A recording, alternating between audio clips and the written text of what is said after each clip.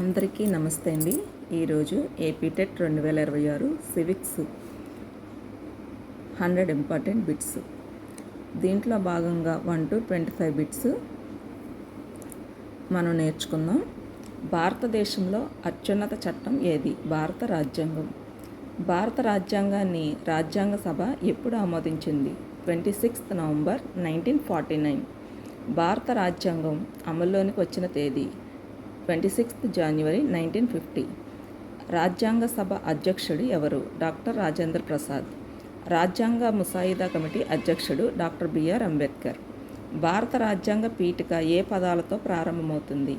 మేము భారత ప్రజలము.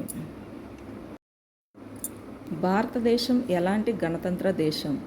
సార్వభౌమ, సౌమ్యవాద, లౌకిక, ప్రజాస్వామ్య గణతంత్ర దేశం. ప్రాథమిక హక్కులు రాజ్యాంగంలోని ఏ భాగంలో ఉన్నాయి? భాగం 3. ప్రాథమిక హక్కుల సంఖ్య ప్రస్తుతం ఎన్ని? 6. సమానత్వ హక్కు ఏ ఆర్టికల్స్లో ఉంది? Articles 14 to 18.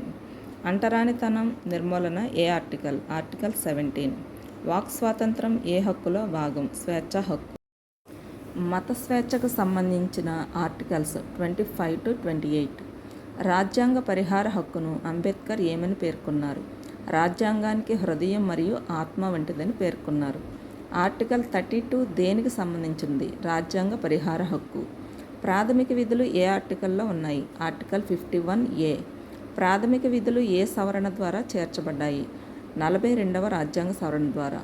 ప్రాథమిక విధులు ప్రస్తుతం ఎన్ని? 11.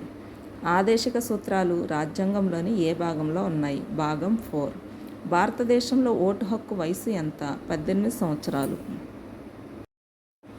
ఓటు వయస్సును 21 నుండి 18కు తగ్గించిన సవరణ 61వ రాజ్యాంగ సవరణ. భారతదేశంలో ఎన్నికలను నిర్వహించే రాజ్యాంగ సంస్థ ఎన్నికల సంఘం. భారత ఎన్నికల సంఘానికి సంబంధించిన ఆర్టికల్ 324. భారతదేశంలో పార్లమెంటులోని 2 సభలు, లోక్సభ, రాజ్యసభ. లోక్సభను మరో పేరుతో ఏమంటారు? ప్రజల సభ. నా వీడియో కనుక మీకు నచ్చినట్లయితే లైక్ చేయండి, షేర్ చేయండి, కామెంట్ పెట్టండి. ఇలాంటి మరెన్నో వీడియోస్ కోసం నా ఛానల్ను సబ్స్క్రైబ్ చేసుకోండి. Thank you to all.